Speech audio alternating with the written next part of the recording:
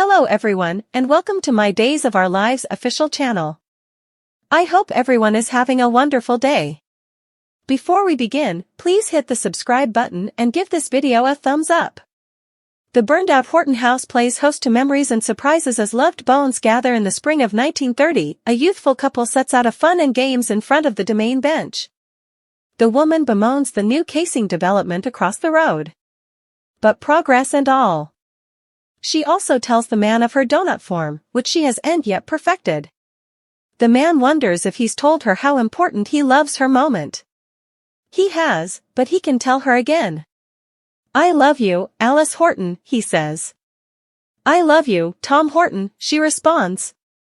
Alice pours them coffee from a thermos and they toast to their first time of marriage and all the times to come. In the present, a distraught Julie, Doug, and Maggie survey the fire damage at the Horton house. A fireman, with his mask on, enters. He puts the high reverse armchair upright, revealing it's miraculously unharmed. A tearful Julie notes it was her grandmother's president.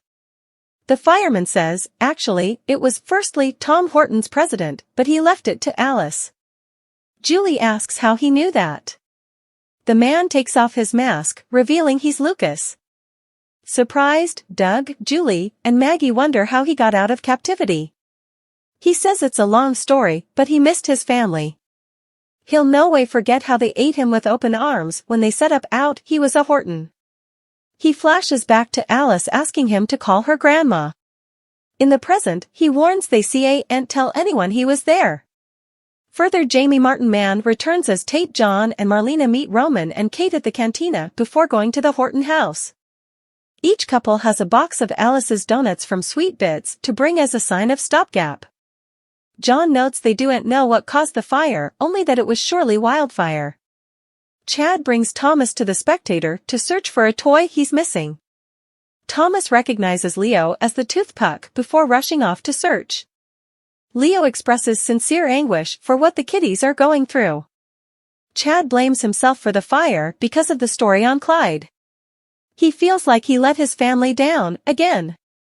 Leo points out he literally walked through fire for his kiddies, so he should stop condemning himself. When Thomas returns with his set-up toy, Leo notices his loose tooth. As toothpuck, he gives Thomas $5, despite Thomas declaring the going rate is $50. When Thomas asks Chad to go to the Horton house with him rather of Academy, Leo asks if he can tag on. At the cantina, Roman brings up the Horton house fire in '86. John fills Kate in about how Orpheus planted a lemon at their place, which was coming door to the Hortons, while Tom, Alice, and Abe were there.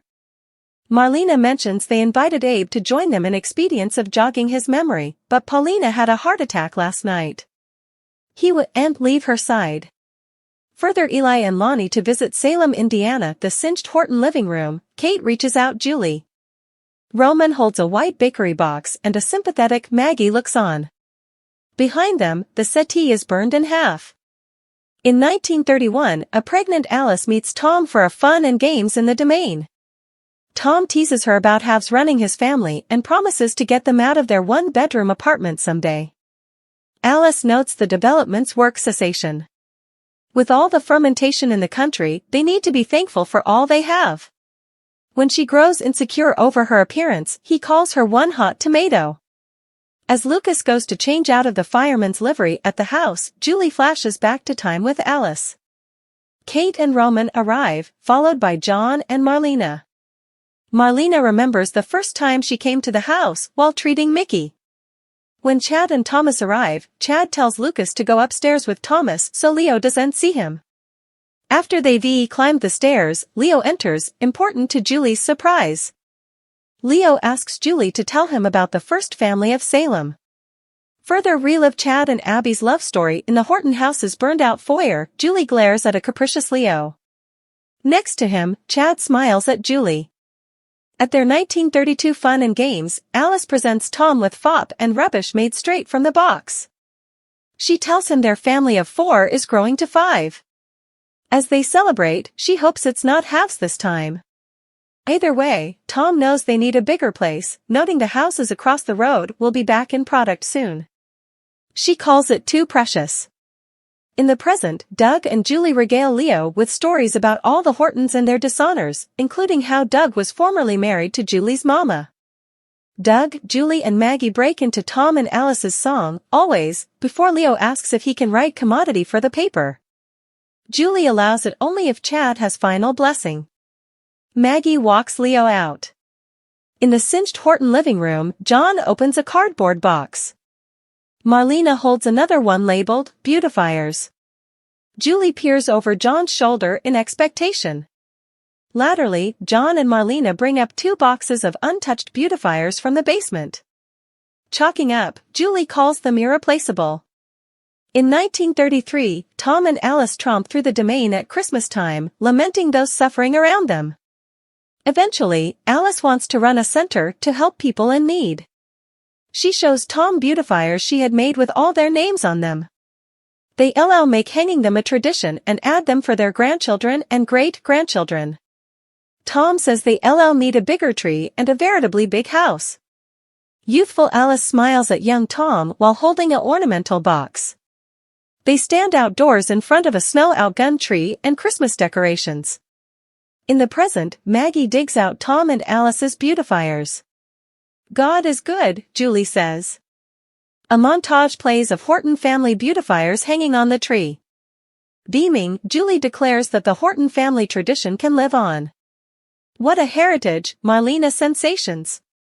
As Thomas plays with a fire poker, he bangs the fireplace. A box tumbles out. Studying it, Lucas reads that it's a time capsule Alice created in 1966 to be opened on or after 2016. Amid the Horton house debris, Thomas holds a fire poker over his head as if he is swinging it. He looks at the camera with a sportful expression. Christmas 1934, Alice sees that the house across the road from the domain has been vended. Intimately, she wished they'd live there one day. Tom says that occasionally wishes come true and presents a key. Her father gave them the down payment. She hops to his arms. In the present, Maggie and Julie memorize about Alice as the others try to open the time capsule. At the paper, Leo writes about Tom and Alice's enduring heritage as prints flash on screen. In 1935, Tom carries Alice into their new home. Further Days cast pays homage to Bill Hayes' young Tom carries youthful Alice into the Horton house living room. A print of Bill Hayes appears on screen.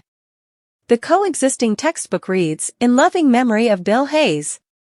1925 to 2024. Good night, sweet prince, and breakouts of angels sing thee to thy rest. Tom and Alice's picnic, Leo's Horton assignment, vintage box unearthed, Doug and Julie's memories. Days of Our Lives reveal that a youthful Tom Horton and Alice Horton enjoy a fun and games. Days of Our Lives highlights Doug Williams and Julie Williams spend time at the charred Horton house. Leo Stark quizzes Julie about Salem's kingliness. Plus, a quaint box is discovered. Days of Our Lives Doug Williams memories DOL reveal that Doug, Julie, and Maggie Horton Kiriakis go to the burnt Horton house. As has been mentioned ahead, the Horton house burning didn't just destroy a house. Days of Our Lives Tom and Alice's picnic, Leo's Horton assignment, vintage box unearthed, Doug and Julie's memories. It destroyed a home and a heritage. So, when Julie, Doug, and Maggie visit the charred Horton house, they will probably go through some recollections. DOL young Alice Horton. It's teased that a quaint box is discovered. This stretch box might be exhumed at the charred Horton house. In fact, in Wednesday's occasion, suckers will see a youthful Tom and Alice Horton. The youthful couple will be shown having a fun and games. It's also teased that eventually this week, Tom and Alice will be shown moving into the house. So, the quaint box might hold some novelties, memorials, or indeed prints. Also read, DOL is a Who Shot Clyde riddle coming? Days of Our Lives Leo Stark's history assignment. Days of Our Lives reveal that Leo will question Julie. Leo will be interested in chancing out the history of Salem's kingliness. By kingliness, Leo is talking about the Horton family. Julie might talk about recollections of Tom and Alice. It would clearly make an intriguing piece in The Spectator, especially in light of the fire being major news in Salem. DOL on Suckers will also see Roman Brady, Kate Roberts, Brady John Black, and Marlena Evans spend time at the burnt Horton house.